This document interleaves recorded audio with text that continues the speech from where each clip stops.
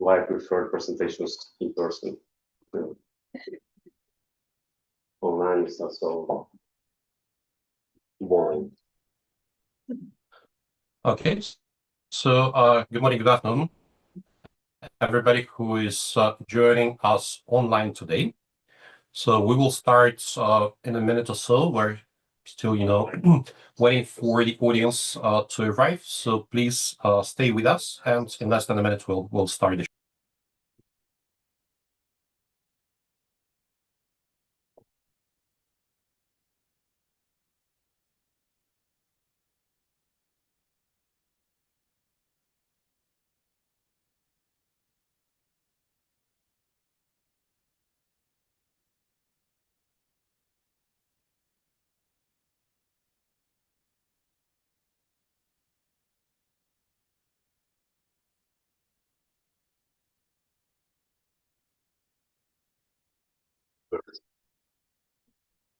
What will the weather look like?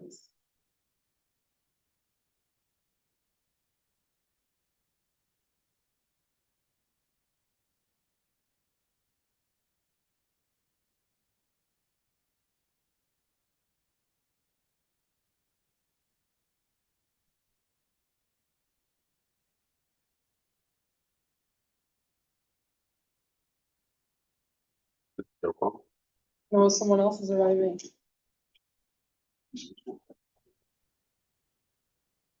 Well, Dan, you are the master of the ceremony, so please let us know once you want to start. Hi, everyone. I'm ready. Should I? Okay. Absolutely. Absolutely. Please go ahead and wishing all the best. Thank you. So, bonjour, good morning. I don't know for who's joining from very far away, and good afternoon, everyone. Thank you all for joining us physically and for those online. So SLB is very pleased to host you for this event. For those who are physically with us today, just be aware there are no fire drills. There is a big sign of master point in green. So as you exit the door which you came through, straight in front. For those, hopefully you found the parking in the back. Make sure you walk. So if you're parking in the back, the walking is on your, I'm gonna get there, on the right. Do not use the left, which is for vehicles. And again, no drills expected. For those online, be safe wherever you are. And thank you all for joining. Again, it's a pleasure for us. I think it's the first time we're hosting SPE France in our Nobel office, and it's a pleasure to welcome all of you, and definitely excited to hear more about SPE France and the PO chapter, and obviously everything around the carbon control, cost and risk. So thank you very much.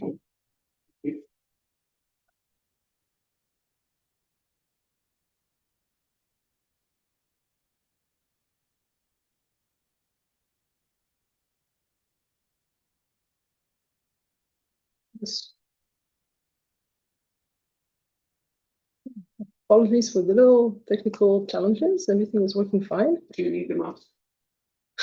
Maybe. We should be able to focus.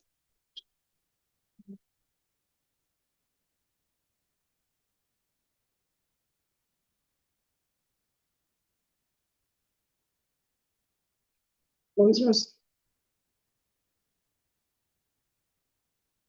Easy. Okay. Thank you.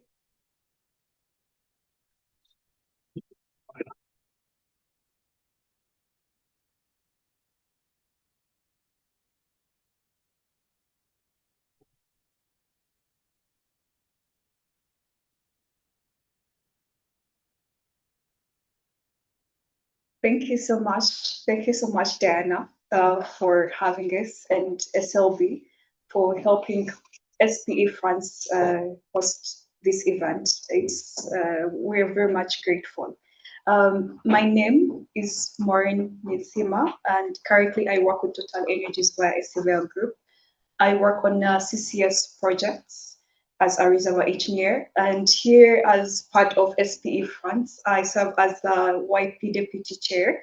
And today, for specifically this session, just before we get into the core reason, the main reason we are here, I'll take you through the key things and about who we are as SPE France.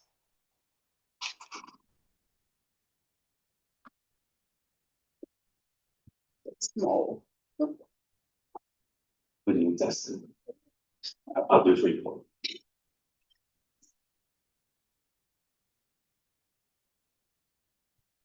Sorry about that. If you can hold seconds.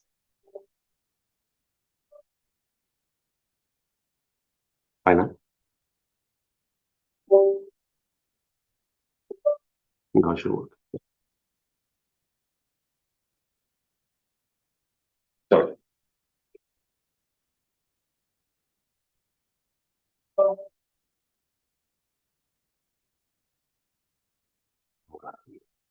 Where are the sites? Where are the sites? You can check right here. Okay. This one. No. Yes, please. Now it should work. Okay, but let me swap.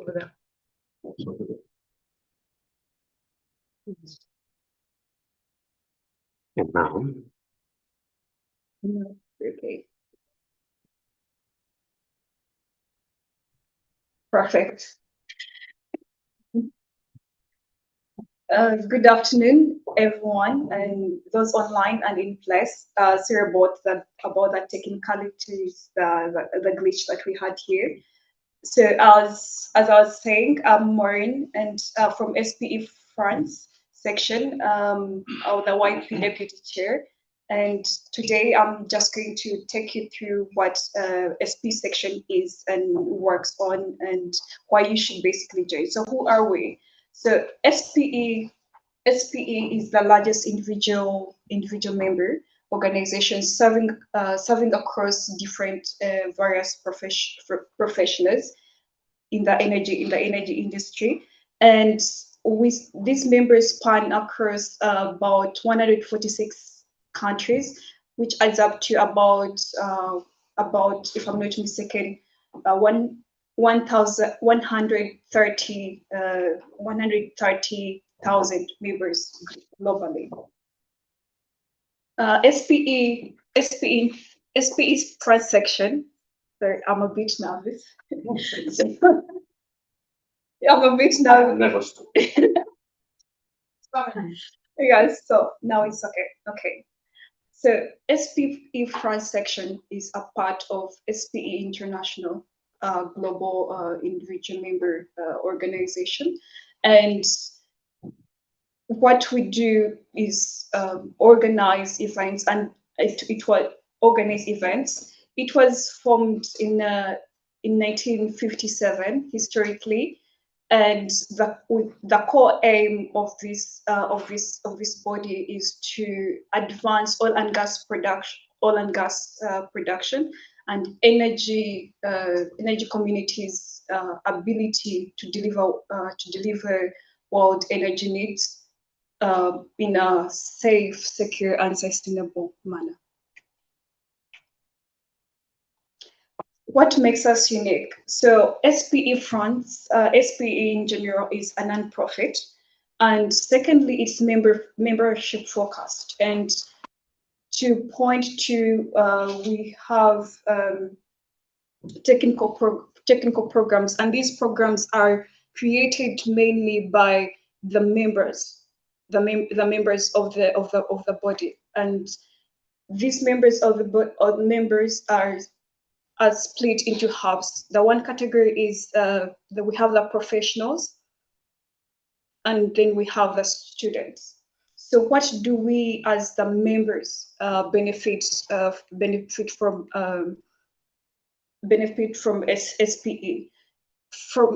SPE, from joining SPE? So one is have access to technical resources. Secondly, we benefit from networking opportunities like we are here today. I believe we'll be able to have a good exchange amongst us. And then we are able to put out recognition to the key, people who are always volunteering and taking part in the in organizing the technical content for different technical specialties. And then there is also professional development. So without going through that much of the details, I'll present to you the SPE France board. In the slides, this is the board. We are 23 members in number, with the section chair is Carla Castillo, based in Paris, and by the way, she passes on her greetings. And as you can see, we are all from different professionals, and we have different levels of experience and also diverse nationalities. For instance, I'm Ugandan by nationality, so that to say we have Asme here, we have Happiness, and we have Hervé as well as been volunteering with us, and we have Gauthier. I think, if I'm not mistaken, he's the only typical French person on the board, on the team right now. Define typical. It is very subjective. You're right to point that. Very subjective. Yes. So we've been organizing several events that include technical lectures and distinguished lectures like we are doing here. And we have joint events with partner organization. Case in point, we have a partnership with the GeoDays Conference 2026, which is happening here in Po at Palais Bokmo. And if anyone online and here is interested to have a free pass to the event, feel free to check out SPE LinkedIn page to register. You never know, you could get a chance to be a part of it and be able to engage with the industry, the key industry players. And thanks to all the participants and attendees and the students, we've been able to organize, even support local chapters and young professionals through events like this. And then we have student engagement and networking sessions through energy quizzes, which is, by the way, we have an upcoming event on the June 18th, which is in Paris for those online and would be interested to join. And we have also another lecture that will be on the 25th of June. And the upcoming one, the GeoDays that I just mentioned about, which is on the 16th and 17th of June, this leading us to what we have today, why we are all here today, because of the distinguished lecture on carbon storage risks and costs, which is going to be talked about more today. So without stretching further into time, I'll welcome our speaker today, Diego. I prefer for him to take us through his bio. From what I understand, he has about 20 years of experience in the energy industry. And he has worked on topics spanning from hydrocarbon production, CCS storage, and getting through energy transition, or generally energy transition topics. Okay, and he has worked on key CCS projects. We may know, some of us may know projects like the Northern Lights, Aramis purpose, which is in Australia, if I'm not mistaken. He's going to shed more light on that. And yes, we are happy to have you. So without waiting further, you can please take. Thank you. I think first I'll start apologizing for not being here yesterday. I missed out a nice dinner, I heard. When I told my friend Sylvain about the restaurant, he said, "Oh, lucky." And then I missed the flight. Diego. Hi. Diego, yes. Sorry, can you just move a bit to the background? Yeah, sorry, just here. Fantastic, thank you. Thank you. We can see you now. Thank you. So thank you everyone who made it here in person. Thank you for those connecting online. I was meant to say something in French, but I forgot. Yeah, bonjour. Yeah, forgot. Now, thank you, everyone. Thank you for being here. I also need to thank the SPE Foundation who make these kind of events possible. It costs a lot of money to travel, in my case, from Australia, and that's funded by the SPE Foundation through member donations and a contribution from offshore Europe. Companies also like mine allow people like me to talk and act as lecturers. There's also an additional support by the American Institute of Metallurgical and Petroleum Engineers. This is an important slide because the SPE is making an effort to send people around to talk about topics that are important for all of us. So I appreciate you guys being here in person. Who has heard about carbon capture storage? Everyone has heard about it, and that's probably a little bit of an issue. How do you say in French that little game when you tell your friend a little story and that friend passes it to the next friend? The telephone. So the message that I probably give you and you pass on the message to you, Diane, the message will be very different. And this is the problem that I have seen with CCS, is that people have a lot of perceptions. This presentation follows 5 myths, 5 perceptions that I've come across, working in projects that not only started from, screening feasibility, but I also worked on projects all the way to final investment decision and actual operations. So we'll talk about 5 myths, which is divided into 3 parts. This is a small group. I don't know how to manage online, but if there is any comment or question, please. Well, let's make it a little bit more interactive.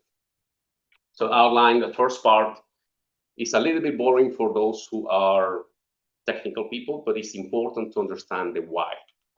Business models. And there is a myth that a lot of people say long-term carbon storage does not create real value. It's just cost. You hear that a lot, but that's not true. And I'll tell you why. Second part is moving into technical regulations.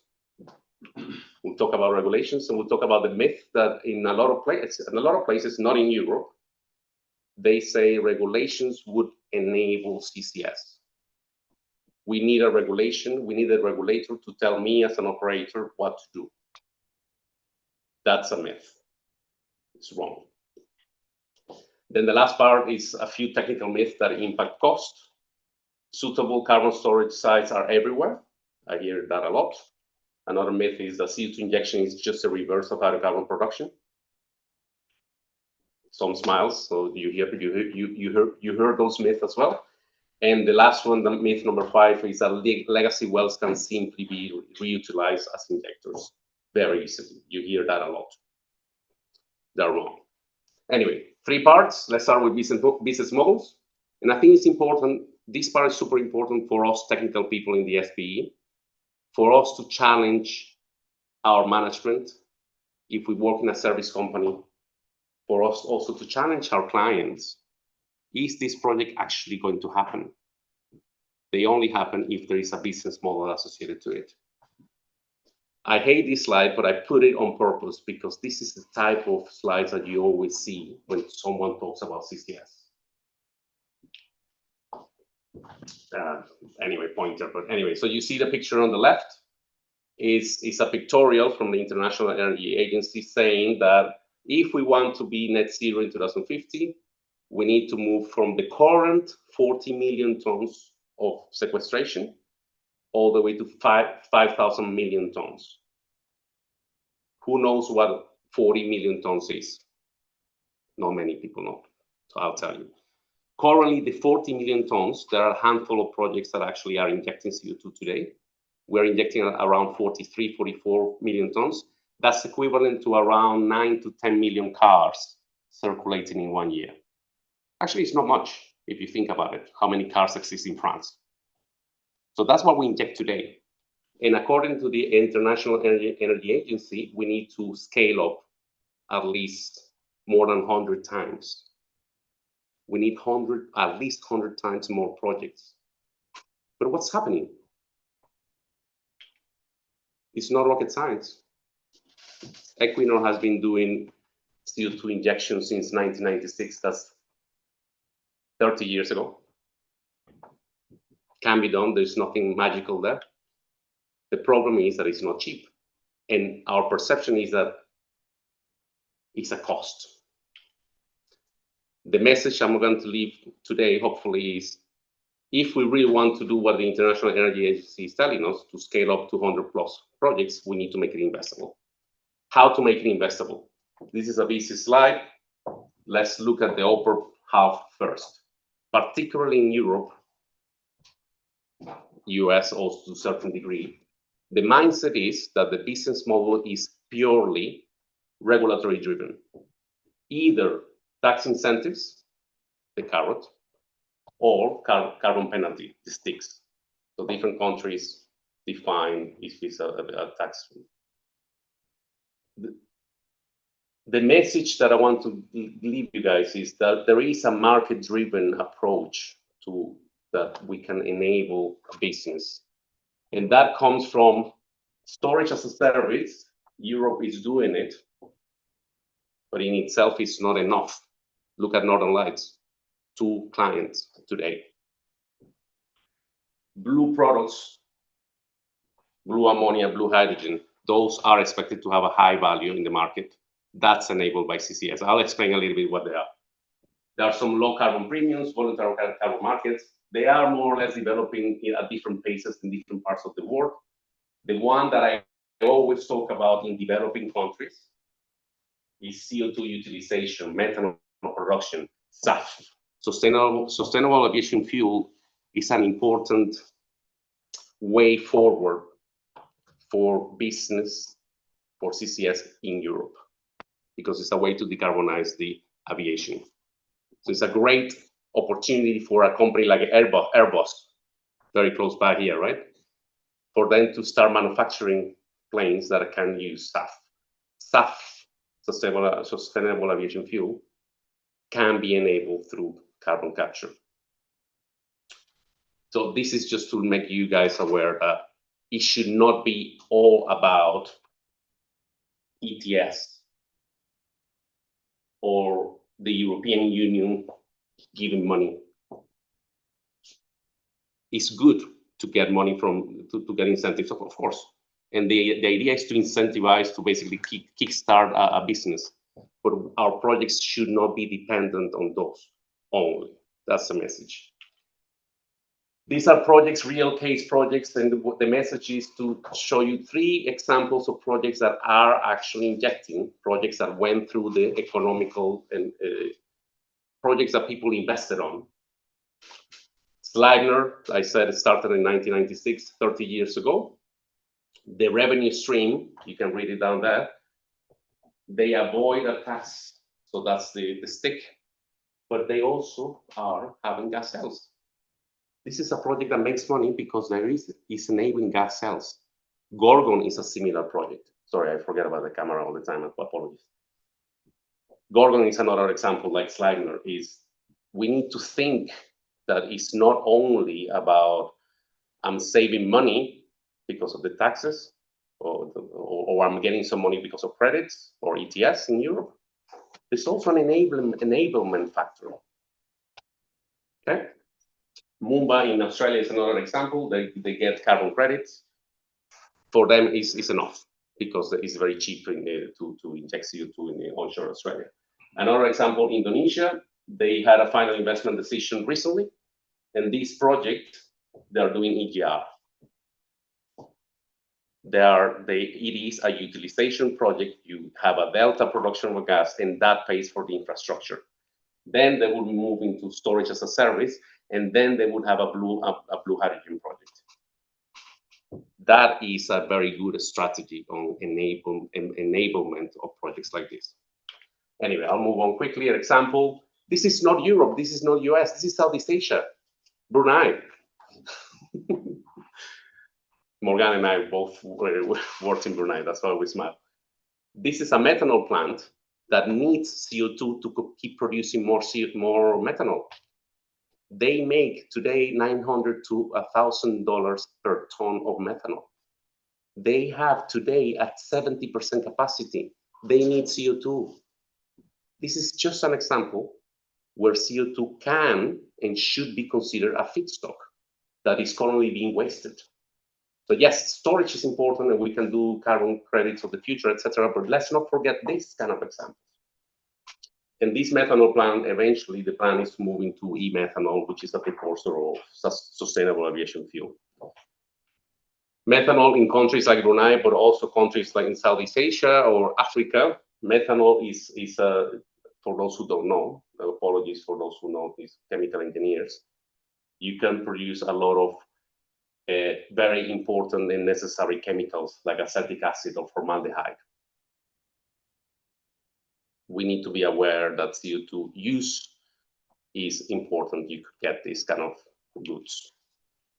This is another example. It's a blue ammonia project. It's far from here. There is another blue ammonia project in Saudi and also UAE. So this one is in Indonesia.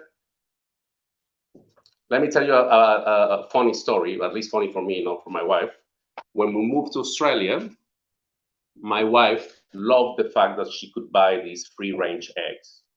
Eggs in the supermarket, eggs that they're coming from chickens that are having a happy life.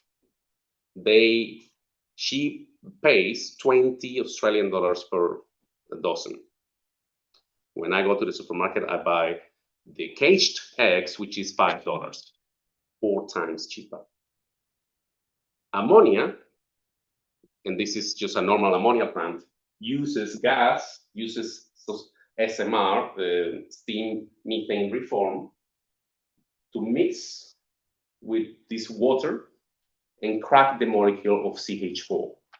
And then you can basically take the H, hydrogen, soak up nitrogen, ammonia is NH3, and CO2 gets is a byproduct that you can simply vent. That's what a normal ammonia plant is, and that is what they call gray ammonia. Ammonia is an important product. It's used as fertilizers, it's used as urea, it's used for explosives, which is very important in the Middle East, as you know. Sorry, I'm being sarcastic. That was a bad joke. Point here is ammonia is a product that people consume. When you take that CO2 and you don't vent it, but you dispose of it, you utilize it or you store it, that's called blue. Forget about colors. The blue is the free-range eggs that my wife likes to buy. The gray is the caged egg that I like to buy. Someone is willing today to pay for blue ammonia. So much that the Indonesians are doing it. Middle East, they're doing it. I worked in a couple of projects in Russia before the invasion. They were doing it. Pure capitalism enabling a business of free-range eggs, and someone is willing to pay for it. And this is only enabled by CCS, taking that CO2 and injecting. Right. So this is my last slide about business models. There are 4 ways in which you could make money separately from the regulatory business models, separately from the carbon taxes or the incentives. Take out regulatory business. This is pure market driven. Storage as a service, example, Northern Lights. I would not say they are unsuccessful. It's a very successful project that has been the recipient of a lot of money from the Norwegian and also the EU, the European Union. The challenge is, and I'm conscious that this may be recorded, so I won't say too much more. The challenge is that today they only have publicly, they only have 2 clients. It's not enough revenue to enable more projects like that. But we need to think about models in a model 2. Kasawari is a very good example in Malaysia. Petronas publicly announced that they managed to negotiate free-range eggs. They said, we are going to be selling gas that has been decarbonized and we get a premium on top of it. That is only enabled by CCS. That exists. This is not something that I'm inventing. This is something someone is already doing it. Blue ammonia, we already talked about, or blue hydrogen. There are projects like Quest. They're doing it already. UAE, Saudi Arabia, and UK, they're working on that. Even Northern Lights, sorry, not Northern Lights, Equinor has announced that they will build a blue hydrogen plant where the infrastructure of Northern Lights is. So they themselves are realizing that there is another way to make more money on top of storage as a service. And the last one is like Porthos in Netherlands. It's a bit of a mix of everything. So this is myth number 1. Hopefully now you agree with me that carbon storage can make a business beyond only regulatory carbon credits or carbon incentives. Any comments or questions so far about this part? Second part. Yeah, please, of course. You say that the free-range eggs and the cage eggs go 1 to 4 in price. But when you talk about blue ammonia and gray ammonia, what's the ratio of price? Yeah. So this is obviously based on expectations, okay? There is a very famous project in UAE that they already did a test where they filled a tanker, sent it to Japan, and Japan bought it. So it was tested commercially, publicly. They made a big hoo-ha about it. So there is an expectation that that market will grow. I always refer to the caged eggs and the free-range eggs because my wife would not buy the free-range eggs if that is not in the market. So there is also a mindset that there has to be an offer first. You know, it's always the chicken and the egg situation. But there is a firm belief, generally, that once you put that blue ammonia in the market at a scale, there will be off-takers. So to answer your question, is the expectation is approximately 3 times. Okay.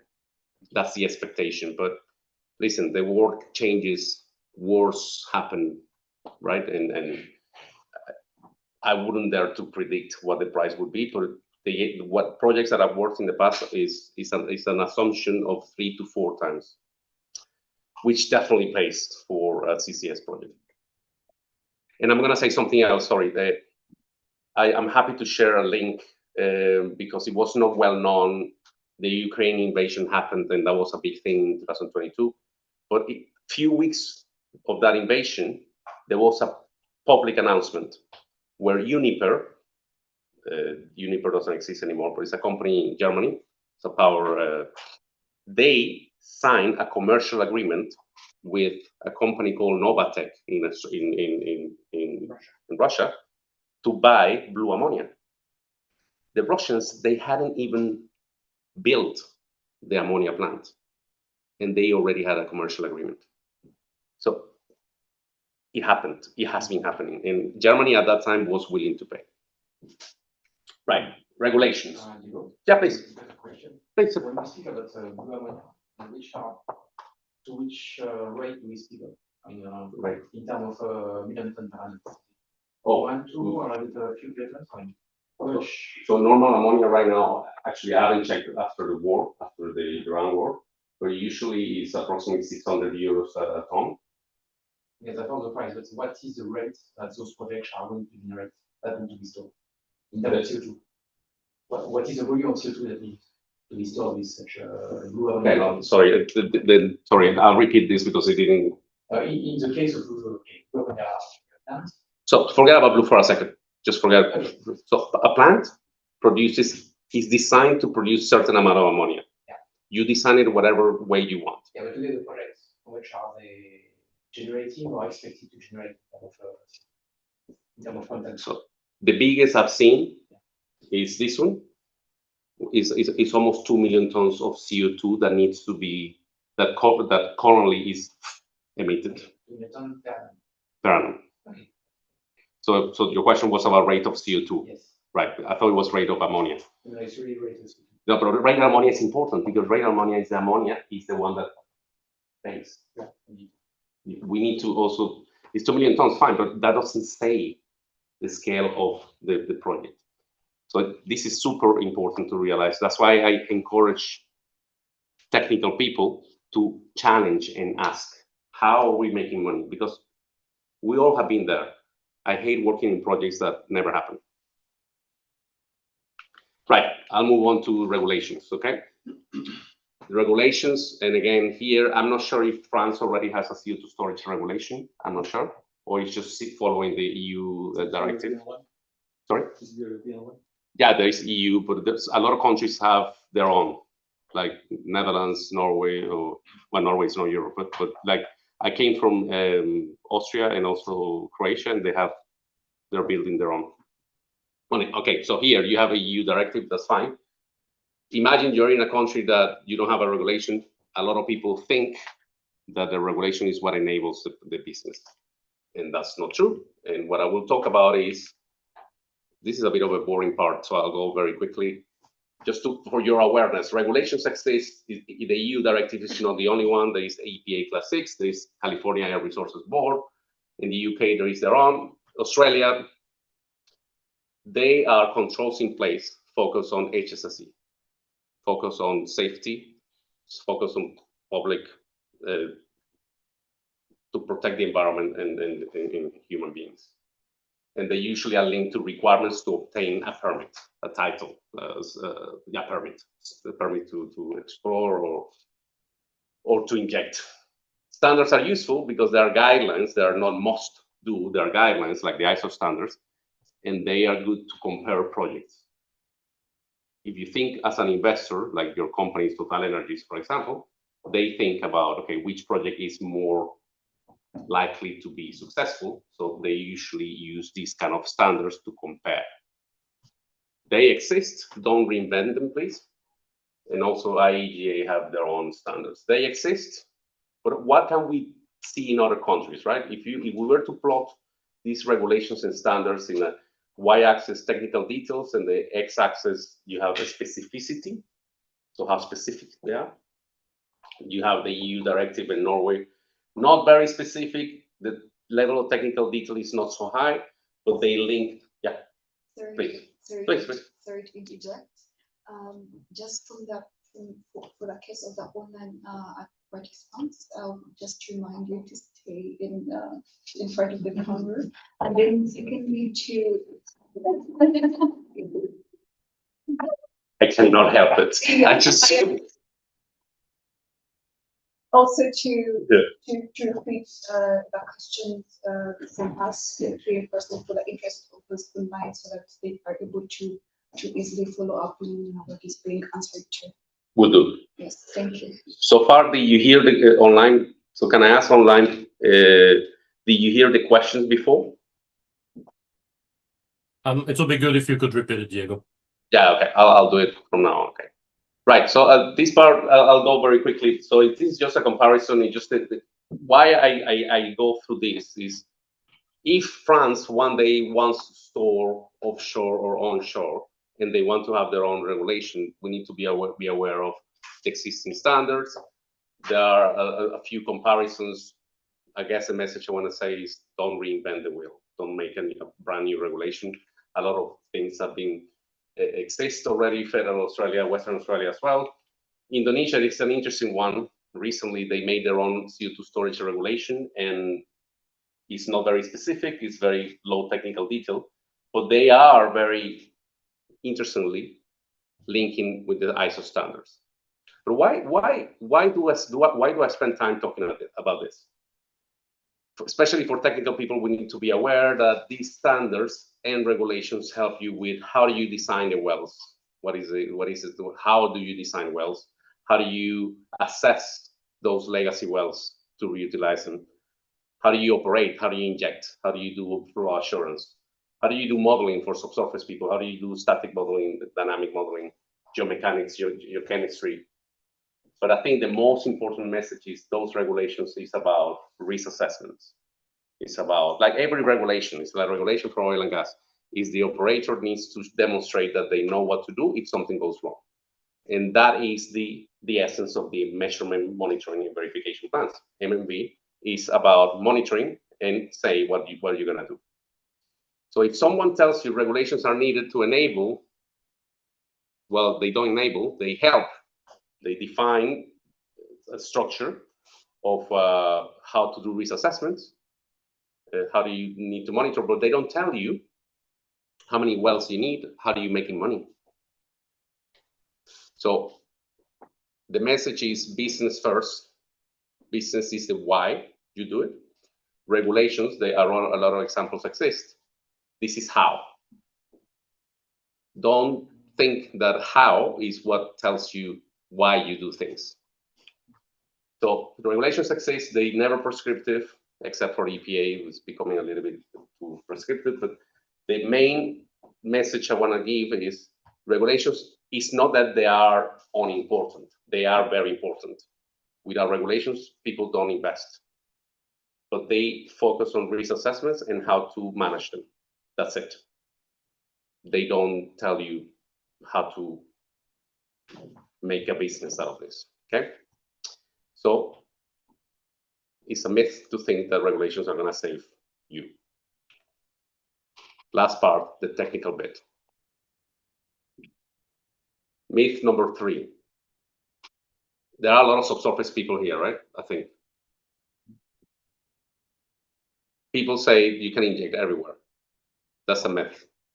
But why do I say it's a myth? Because you can inject everywhere. You could. But you have different risk profile and different cost. So this is a simple comparison between the traditional places where you could be injecting CO2. You have depleted fields. Green means favorable, red means unfavorable. Sorry, I need to stay here. And there are all the criteria that tells you, generally speaking, this is a generalization slide. Generally speaking, depleted fields, you have a lot of good observations that tell you that reservoir is good and containment is good, except for wells. Usually in a depleted field, you have a lot of wells, and they could be a source of loss of containment. Usually you can do first time of injection very quickly, generally speaking. How do I point? Saying stay. Yeah, stable, how do I point? Yeah, anyway, so read with me. Time to first injection is green, and potential to scale up lower. Why? Because depleted fields like Porthos or Aramis is a similar example in Netherlands. When it's a depleted field, you cannot inject as much as you wish. On the flip side, saline aquifers, you can scale up. You have you have less legacy wells or no legacy wells, but you have a lot of lack of data, a lot of white space. So a lot of criteria you don't know because you don't get data from the aquifers, right? Even when you drill a well and you go through reservoirs, you don't log aquifers. This is a problem. So usually we need to drill a new exploration well or appraisal well, and usually, hopefully, you can get a little bit better information. But this is precisely one of the reasons the time to first injection. So look at Northern Lights as an example in Europe. It took almost 6 years from FID, 5 years from FID. So people ready to invest, the government, Total Energies, Shell, put the money. They are only injecting since last year. It took a while. That happens with saline aquifers. I'm generalizing. So I guess the message I want to say here is there is an ideal storage site. The ideal storage site is the one that has a lot of data. Is very, very scalable, so you can inject a lot, and the maturation time is very low. That's the ideal storage site. The ideal storage site does not exist. So it is important, especially for subsurface, that we need to build a portfolio of opportunities. Don't commit to injecting one place. You need to build a portfolio of different opportunities, depleted fields and saline aquifers. And unfortunately, not many companies do that. Companies tell us subsurface people. This is where we're gonna. This happens a lot. That's not the right thing to do, because we need to have a portfolio of opportunities that tell us cost and risk, cost and risk, cost and risk. And I've seen projects where actually the costs and the risks are lowest in depleted fields, but I've seen projects where the costs and the risks are lowest in aquifers. So it's important to understand the details of the both. So yeah, it's a myth that you can inject. Oh yeah, you can inject everywhere, but there is a cost and there is a risk associated to it. 2 more myths to go. Myth number 4, you hear this a lot, especially from oil and gas professionals, right? If you worked for 20, 30 years in oil and gas, you say CO2 injection is just a reverse. That's what you hear a lot, and that's a myth. And why is it a myth? This little graph, and I really need to point. So let's see if I use my mouse. Do you see my mouse online? Not really. You better use the How laser now? point. Yeah. Now we can see. Yeah. Oh, good. Right. So if you okay, I'll sit down.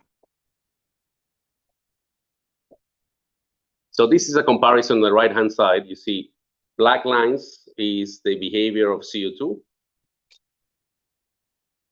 Thank you. And red lines is methane. There's a process called a Joule-Thomson effect. Nothing fancy. Fluids, any fluid, air, water, whatever fluid, when you compress it, it gets hotter. When you decompress it, it gets colder, cooler. It happens to every fluid. So that's the Joule-Thomson coefficient in the y-axis, and this is pressure in the x-axis, and the different lines shows different temperatures. What I'm showing here is for methane, the Joule-Thomson effect, or the coefficient, sorry, doesn't vary as much. It's very stable. So gas, when you do gas injection, you have these fields that you produce gas in the winter and you inject in the summer. It's easy because everything stays in gas phase. The Joule-Thomson effect is a way another way of explaining it is depending on the pressure and the temperature, the phase may vary, may change. With CO2, it's very dramatic. This is a phase diagram of pure CO2, which varies if you have different, like a little bit of hydrogen, a little bit of water, a little bit of contaminants. The behavior is different. But we all know solid CO2 is dry ice. We've seen it. So that's usually when it's very low pressure. When the pressure goes really, really down below the triple point, CO2 becomes gaseous, which is why, as I'm speaking, there is CO2 coming out of my mouth. Depends on what I drank the midnight before, but is that a good joke in France? I don't know enough.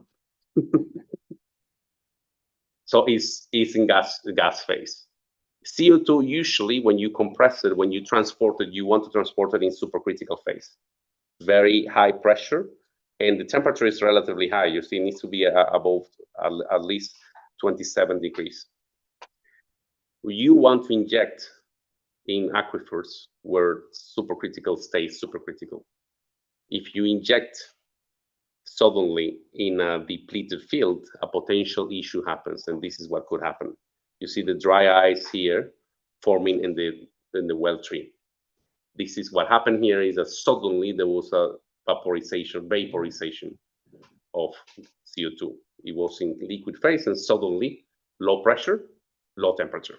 So very, very freezing temperatures. This is an example from the lab.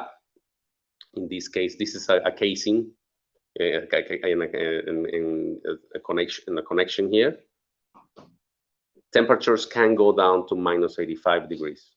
So that tells you something extremely important, which has an impact on cost.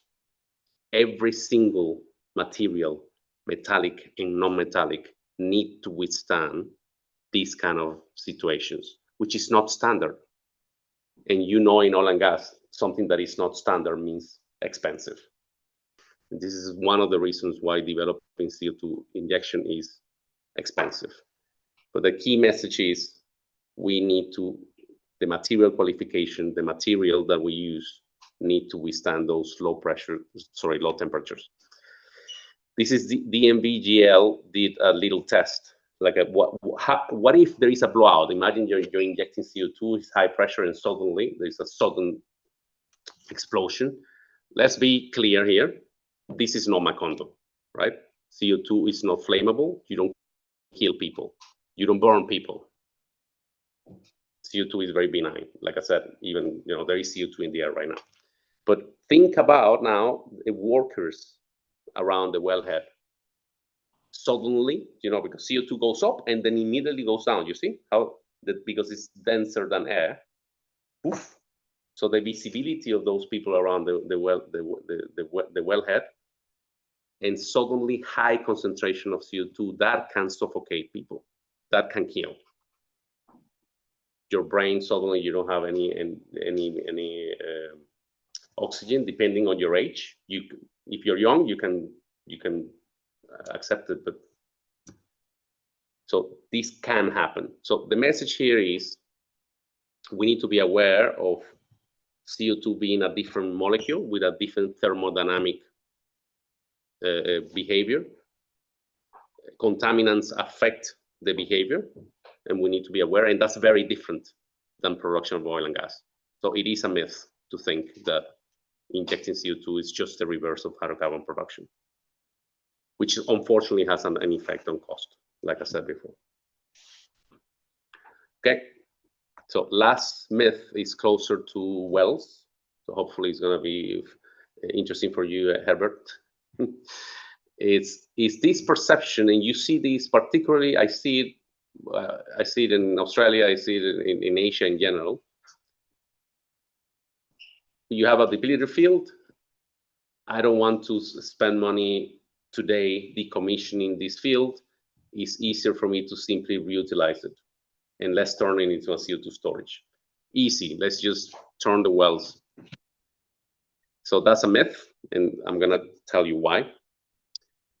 So you have your field here, the left-hand side here. There's an oil field. There is imagine this is an already abandoned well. Imagine, let's say this was an exploration well. It found a little bit of gas and a little bit of the oil rim here, and that's it. That was the job of that well. It was abandoned, and it was abandoned with certain characteristics. Never expecting that well was going to, in the future, going to be pressurized, or even worse, when you inject, this is a brand new well here, let's say, brand new well injecting CO2. As you know, there is brine in every reservoir. Even hydrocarbon-bearing reservoirs have brine. Water, CO2, carbonic acid. So this well was not designed to withstand high pressure in a corrosive environment. What is showing also here is that even when you have a 200 meters, do you use the NORSOK standards here? Do you know? The NORSOK, right? D10. Also D10. Yeah. Yeah, the D10 one. So anyway, without going into too much details, but you have to have two barriers. When you abandon your wells, you have to have two barriers, and they have to have certain thickness depending on the test that you have. Let's say, for the sake of argument, that plug has 200 meters. People think, oh, I have a 200 meters here, nothing is going to happen. But the point is that there is potential leakage between the rock and the cement sheath, or between the cement sheath and the casing. That is really a potential source of leakage. This is a nice test. I think this was done by some. I'm going to share these slides later. There is a link to the publication. This is a test done by, I think it was Halliburton. They took Portland cement. Oh, sorry, I forgot to say. Usually when we abandon these exploration wells, we use the cheapest cement, G-class, cheapest Portland cement. That's what we do, right? So this is a test on Portland cement. They open a little hole and then expose that sample to CO2 at a certain temperature for 12 weeks. So two things happen here. The hole gets bigger. That's corrosion. It could corrode 2 to 4 millimeters a year. Now, think about a 200 meters plug. How long would it take if, let's say, 2 millimeters a year? How long would it take to corrode 200 meters? 10,000 years. So there is not much of a concern about corrosion per se. What is really concerning in this test is, look at what happened around here. The cement, when it's exposed to CO2, the mechanical properties of the cement changes. It shrinks. It gets like the Poisson ratio goes smaller. It shrinks, it gets more brittle. And that's why all these cracks happen. That I'm concerned. So all this cement that is in especially this one, imagine this cement sheath shrinking, open space for CO2 to leak. So I'm not much concerned about this plug, although there is an interface here. Anyway, so that's proven that this kind of cement that's the characteristics, the mechanical properties changing.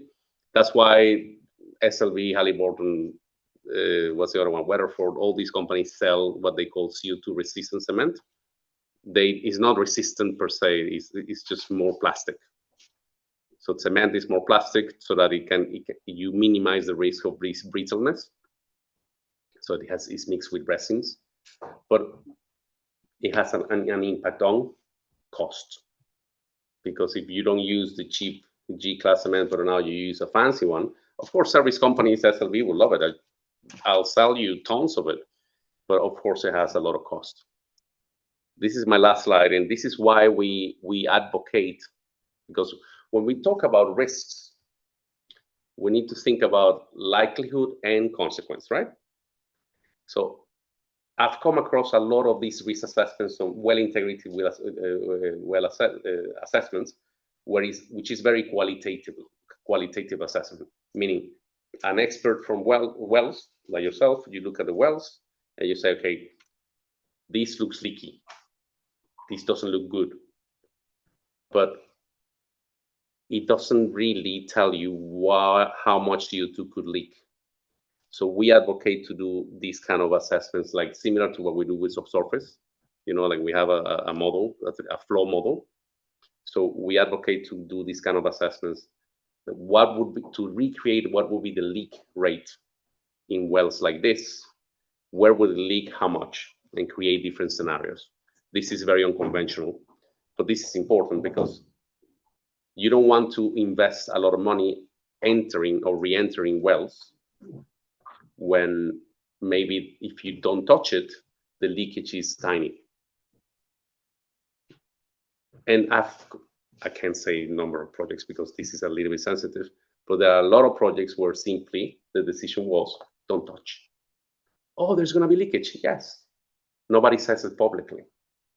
Guys, CCS, there is a little bit of percentage of CO2 leaking, but there is a 95 or plus, more than 95% of CO2 being stored. So there is some pragmatism in a lot of projects. Right. Now I stand up. We talked about the business models. We talked about the myth of long-term carbon storage doesn't create value. We talked about regulations.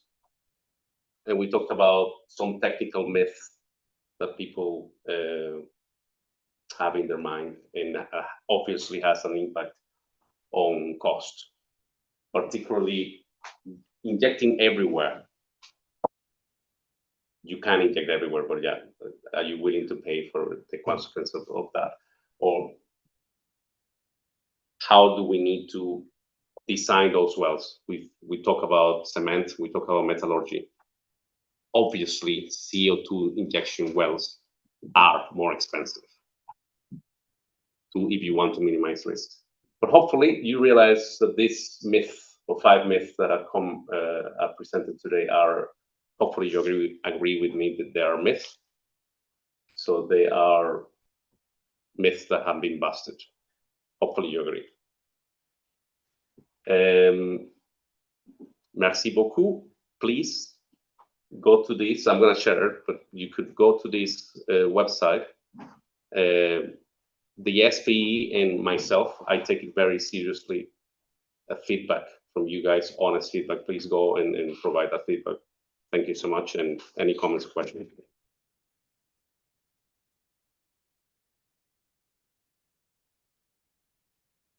Right. Any online, any comments or questions, please?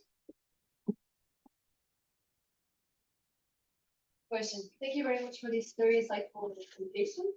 Across the different business models that you have presented, storage as a service, hydrogen, which one do you see scaling the fastest?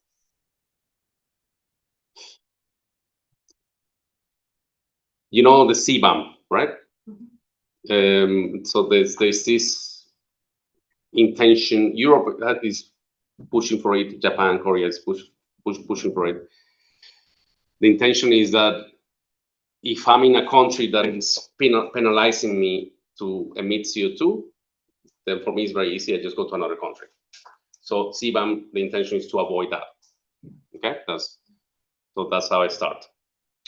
There is a very big push from particularly Korea and Japan to decarbonize the shipping industry. So to start building ships that consume ammonia instead. When you burn ammonia as a fuel, just burn it. We talk about ammonia saying that it's ammonia that for fertilizers and explosives.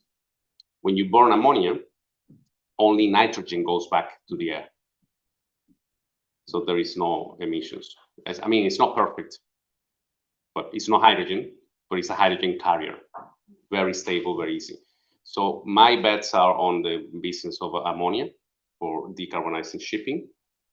However, this is not a political statement, but Mr. Trump late last year, he basically, there was going to be an announcement that shipping was going to decarbonize by X year, and he vetoed it.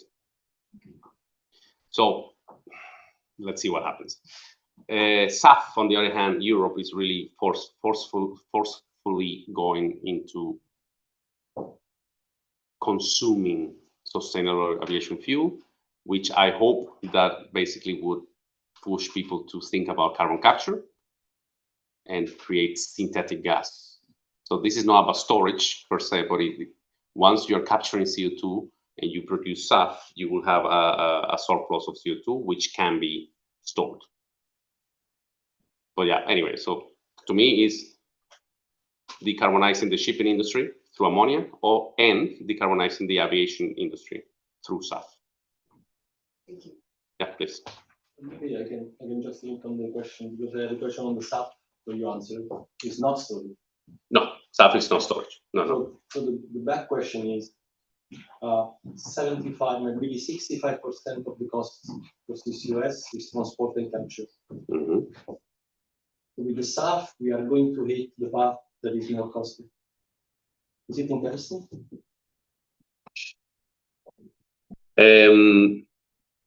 Lufthansa and KLM, but Lufthansa particularly, they're investing in this very, very useful marketing program where they show that yes, everything is going to be more expensive. They don't hide it, and they show toothpaste. I don't know what they show. I don't remember. They show toothpaste. Today you pay €5. With SAF, you're going to pay $5.20. So they show different a bottle of whiskey, whatever. So they show yes, things are going to be more expensive, but because everyone, the whole market is investing in those more expensive goods, it dilutes and it really incentivizes SAF production. So I'm very hopeful for Europe that these companies are, proactively talking about it. Is it going to happen? For the oil and gas companies, in perspective, especially the service companies, this means a major change in strategy because they are going to hit into domains where they are not comfortable at all. They don't capture; they just store. SLB captures now. It's a new field. It's a wide area. It's I know of other companies also moving in the same direction. So carbon capture. But I work myself with a company that we're looking into using nuclear power for capture. Cost of capture is really going down dramatically. The question would be, okay, you capture and then what? Store is expensive. Use, that's really the message I want to give. That's why I talked about methanol, and I'm hinting about SAF. Use, and then when everybody's capturing, CO2 will have a value, very high value, because it incentivizes the business. Then if you have a surplus, then you store. That's, I don't know how many years for that to happen, but that's the expectation. Sorry, I have a question. Please. Let's piggyback on because I was in Northern Lights in April. So when I was there, I was made to understand that without the Norwegian government investment, Northern Lights will not happen. Even with Shell, Total, it will not happen because the bulk of the investment is from them. So you look at it, there is no CO2 market because even when I was there, they were not injecting because they did not have CO2 to inject. So how do we create that market?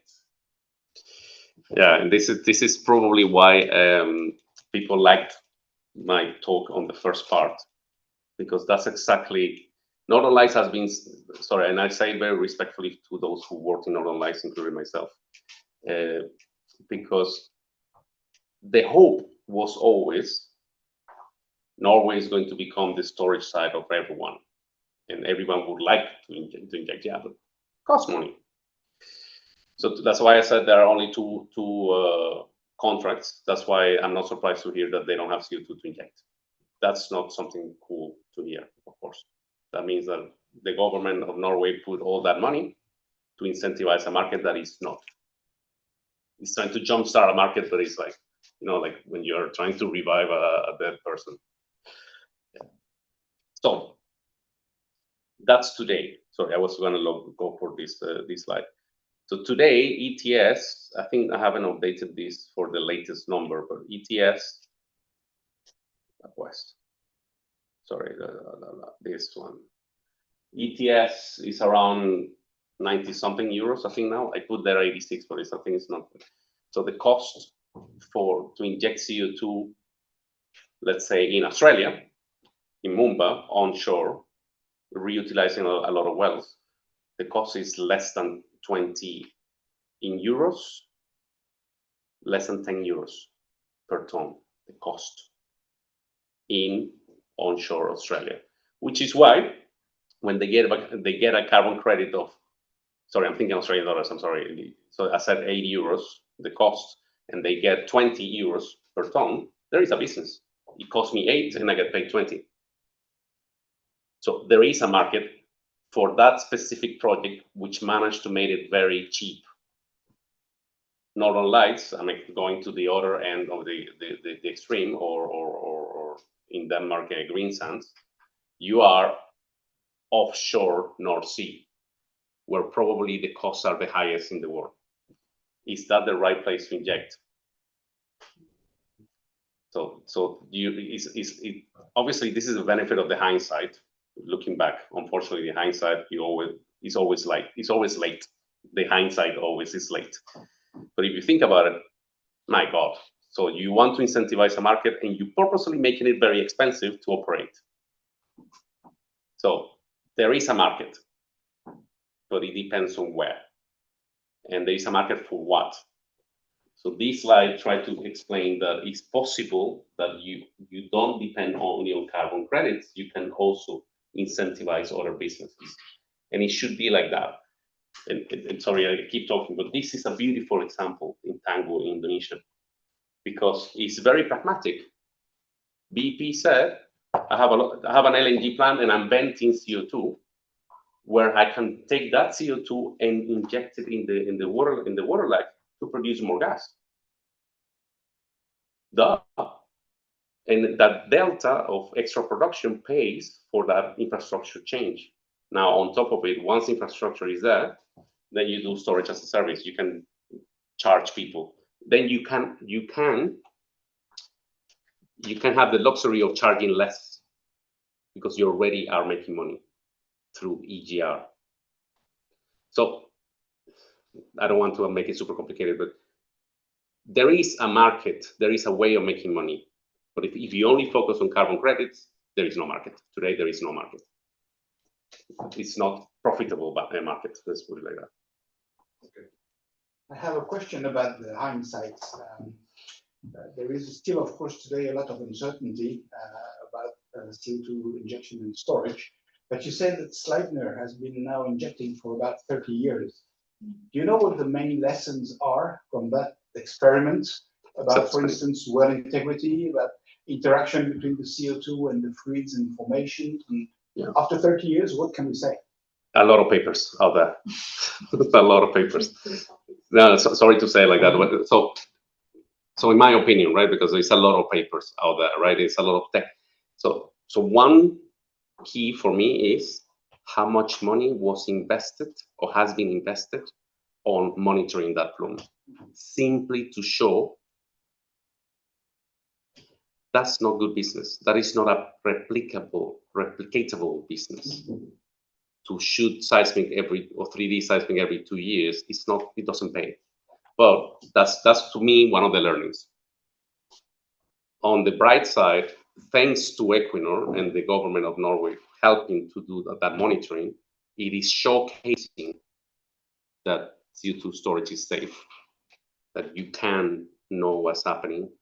So yes, there have been some issues, operational issues linked to wells, to flow assurance. There was, I understood, like 15 years ago, there was some sort of bubbling in the seabed, and people thought it was the CO2. Greenpeace was saying that CO2 is leaking. And then the learning is that Statoil at that time, they reacted in a poor manner. In what sense? They stopped injecting, freak out. They freaked out so long. For a long time, they didn't inject. They gathered all data, and they managed to show that gas that was bubbling, it was biogenic gas, nothing to do with CO2. So the learning is monitoring is important. Be ready to be attacked.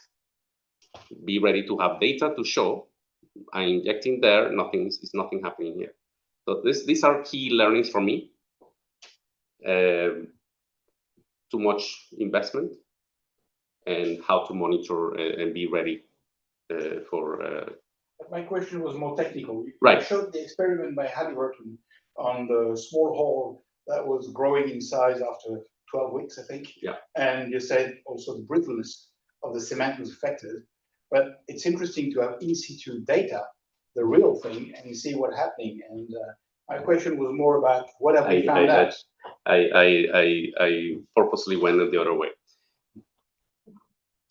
It is very difficult for me to say in detail the kind of issues that different companies have faced. In general, that's not Sleipner particularly, but many projects, they don't publicly say the kind of issues they have been facing. But I'll tell you one public. So ADM in onshore US, that was last year, they found that one of the monitor wells was leaking. Mm-hmm. And what happened was that indeed, the cement sheath was completely eaten up. So the learning is two things. You need to monitor your monitoring wells. They did not monitor the monitoring wells. So they didn't run logs to see the status of the cement sheath. Interesting. And the second learning is you need to predict when the cement would be deteriorated. To plan, you need to have planned interventions. So, but a lot of companies, a lot of ongoing projects, they have faced similar issues. They just don't talk about it publicly because it's not. Yeah, they treat it as a secret. Yeah, it's like a taboo indeed. Does that answer now?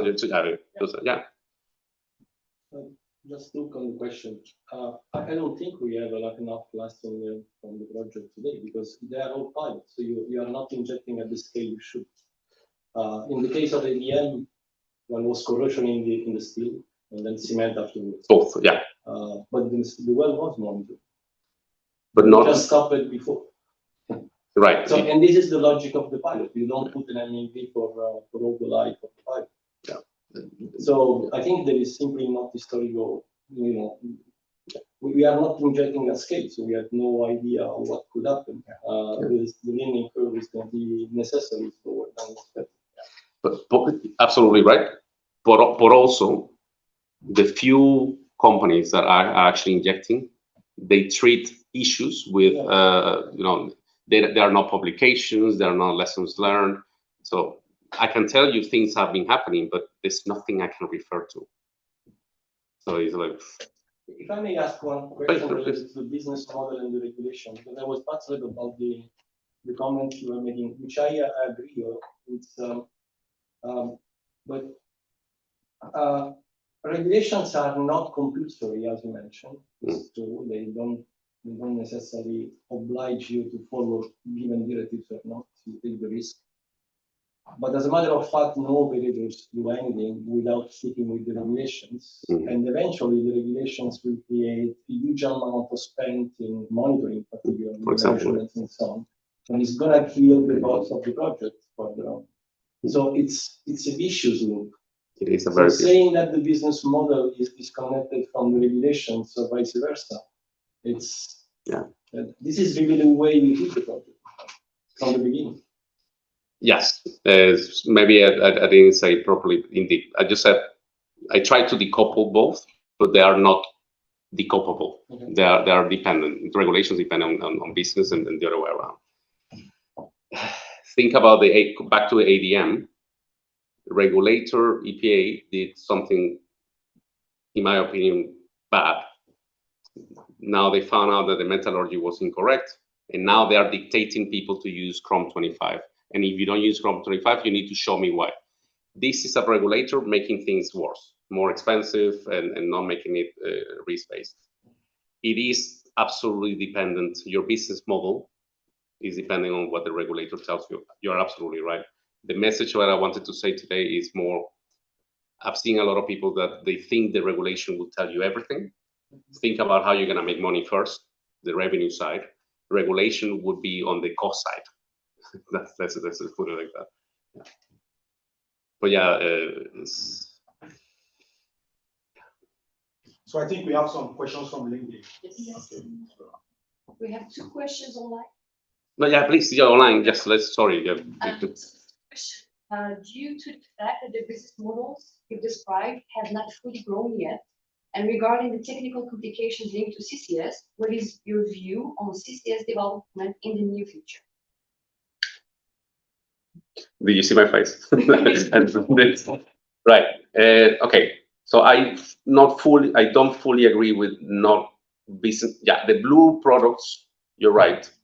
Blue products is not a fully established model, but this example that I'm the reason I'm showing you these key examples, particularly Mumba and Slagner, well, all of them, is to also realize that there are projects that the business model today is basically more gas, production of more gas. So Malaysia, Malaysia is a country that has basically the 70 to 80% of the portfolio that they have for gas that will be produced is high, very high CO2 content. CCS for them is a must, not because of emissions, it's because otherwise they cannot produce. So to answer that question is, yes, blue products, yes, it's the business of the future, but model 2, that model 2 that I showed later at the end, that model, the decarbonization of traditional fossil fuels is today. This is something we're doing it. So yeah, so my opinion is CCS needs to happen, but we need to focus on where and how and when, why the money, the revenue stream. The second question, what is the status and progress of the geomechanical models? Can they assess whether the CO2 will precipitate in the cement fractures?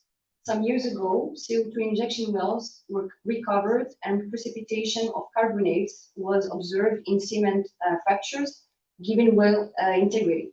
However, geomechanical models couldn't model this very well. Can they now?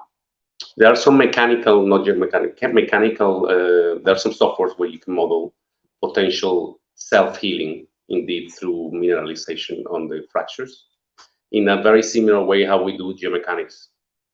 In geomechanics, when I think this question is coming from someone who's done fracking and production in carbonate, it's true that self-healing happens, and it's true that it's expectable in cement.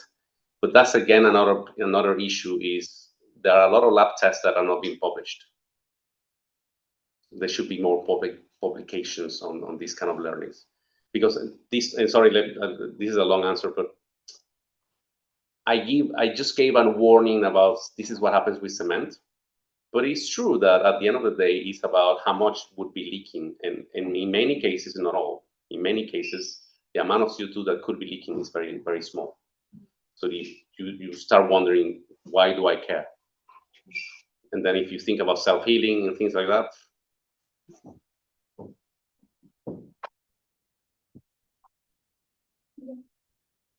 No more questions. Yeah, no, sorry, he had questions. You mentioned the price of the ton of CO2 on the European market, ETS, 90 euro per ton. As of today, I don't know. I think it's around 100. 110 or 120 dollar per ton. But and you compare it to the price of storage, but the price is the main price. The main costs are capture costs. So we didn't talk about the progress and the price of the progress in CO2 capture from light. Indeed, it's a huge field. There are plenty of sources, industrial sources. But how could you tell us a few things about where does CO2 come from? How is it captured? Well, you mentioned it in a few applications in your slide, but I think it is maybe the most important challenge is CO2 capture. This is where costs need to be lowered, etc. Yeah. No, thank you for that comment, because that's something that I didn't explain today at all. There is that's probably myth number 6. There is a perception that capture is expensive, but it is expensive if we think about post-combustion capture. So they basically all these membranes that we're expecting, what we are thinking about, particularly in Europe, gas power stations or coal-fired power stations. You burn something and then you're emitting CO2 and a lot of other things. So you put these membranes and separate that, and the purity is not the best. That's costly. So Total Energies has been also investing in the Mongstad in Norway, where they're doing a lot of tests and development for carbon capture post-combustion.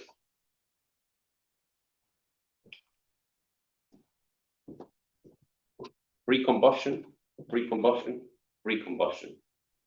In an LNG plant like Tangguh, they have an LNG plant. For you to sell your liquefied natural gas, you need to strip out the CO2. It's part of the process. Take out CO2 in an LNG plant is free. It's part of the process. Slagner separates CO2 already offshore. They have a separator there. So the cost of separation is not the high cost that people always talk about. So we need to be very clear of where the source of CO2 will be. For me, an enabler of projects are, that's why I talk about blue products. Think about LNG plants. The separation of CO2 is very cheap. That hopefully would enable people realizing that project in Indonesia, this one, they already are stripping CO2. It's part of the process. To make ammonia, they have CO2 and just emit it. So there is no capture process. So this is what I'm trying to make you guys aware, that there is ammonia, there is ways in which separation, carbon capture, the capture side, the cost is, and still doesn't happen as we wish, because again, there is a cost also associated to transport and storage, of course. But it is a bit of a cliche that everybody said the capture is the highest cost. Yes, if you think about post-combustion. So let's start with let's start doing something, my friends. That's what I'm because all these arguments and we hear a lot. It's no, it's yeah, but it's where is the source and how much is costing really the capture side? Yeah, please. I think you said that it was last year that the capacity was about 40 million tons per year for the storage of CO2. Every year. Given your knowledge of the ongoing projects, where would you say we would stand in 2030? I'm not very hopeful. 10 years to develop projects. So we know already the development ongoing that will lead to the new number, right? Yeah, there are a few projects that are closer to final investment decision. I don't have the numbers in my head right now, but if I remember, this is there is an expectation that by 2030 there's gonna be more than 200 million tons, more than 200. Do you believe in that? There's a lot of if and buts, because a lot of those projects are depending on US continuing incentivizing $85 per ton. There's a lot of American projects. There's a lot of LNG, new LNG, and the promise is new LNG. There's going to be CO2 utilization / storage. A lot of assumptions. I'm hopeful that one day there's going to be this big boom that SAF back again to SAF and ammonia as the way to decarbonize both shipping and aviation. That would incentivize projects, but so far, not yet. Difficult question. You made a comment about US just right now. Yeah. I had a feeling that everything is limited by dependency of what FID projects in US will be. Yeah, no, could be. Is it the right perception, or you think it's different? Well, when I talked about the 200, I know there are a few projects, large-scale projects in Southeast Asia. There is one project in Africa, but yeah, there is, let's say, a lot of projects in obviously Europe. There's Porthos, Aramis. In comparison, US definitely. But what is actually quite hopeful for the US side is nowadays. You see here on the top the carrot. It's quite interesting that even despite someone like Trump in power, he's doing something that is very business mindful. Is he saw, okay, we're giving money to those who store, but let's also give money to those who do EOR.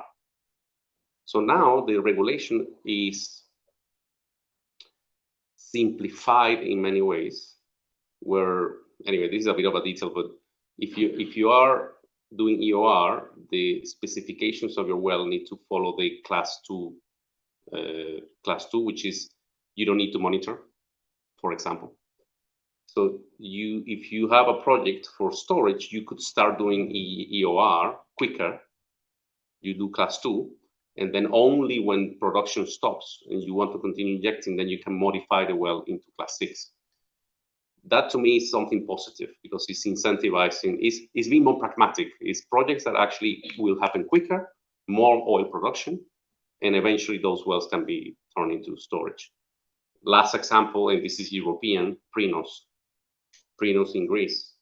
I was lucky to work on that project as well. It's exactly the same situation. Start injecting CO2 for oil production and then turn it into, and I'm pleasantly surprised that the European directive, they are accepting it. It took a long time. Oh, they accept They are, it's FID already, it's approved. But at the beginning was not accepted. There was a lot of discussions. There's a lot of, because there was a lot of pushback because in the mind of the European directive is we just store. Yep. Because in their mind, it's all about carbon credits. So the Greek pushed to say, why only carbon credits? Why not? Because carbon credits only, we're not going to do it. So there seems to be a wave of pragmatism, which is, I think, is positive. Yeah. Please. We have one last question online. Sure.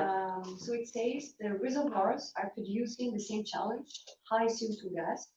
Why does the economic solution change completely from Norway to Australia to Indonesia? What does this tell us about the relative importance of subsurface engineering versus regulatory frameworks in enabling CCUS? Okay, if I understand the question well, I think I didn't get it fully, but yeah, please. Yeah. The reservoirs are producing the same challenge, high CO2 gas. Why does the economic solution change completely from Norway to Australia to Indonesia? Cost. But the reason of that slide, sorry, you read the second part. But the first, this is why I showed this slide, to show that in different places around the world, it happened. And it happened means it is profitable. So different places, people manage to make money. So different regulations, and I think that's the second part, for different regulations have been helping or not. Like in Indonesia, there are a little bit more, there was not much of that discussion about storage. Indonesia said, you're making money, go for it. So regulators actually are helping. And Europe probably, as we just discussed, is changing a little bit, but the mindset initially has been, no, you are. So I'm here to say more confidently, more clearly, is utilization of EOR or EGR is not bad. I mean, we need hydrocarbons. Let's not discuss. So we need hydrocarbons. So to me, it's a good way of investing in the future of storage, which is a good investment for carbon credits of the future. So that does that cover second part? Yeah. Thank you. I think that will be all the questions. Good. And the other Thank you so much. Thank you so much, Diego, for the very rich presentation. We can all agree for sure. And I'm sure some of us still have questions coming up who would be interested to indulge in a conversation over them. We have an afterwork right from here. It's at Babette. Asma is going to lead us there. And I think it would be a great chance to push those questions even further over a couple of drinks, and then I'll be more honest. And we will get more comfortable to ask even the harder questions. Oh my God. Thank you for the questions, really. I appreciate it. Thank you so much. Really good discussion. Well, thanks everybody who joined us online. Unfortunately, we won't be able to join our colleagues from PO for the after-work session, but we're looking forward to see you in our upcoming events. Stay safe and all the best. Thanks, Diego. Thanks, the PO team. Thanks, everybody.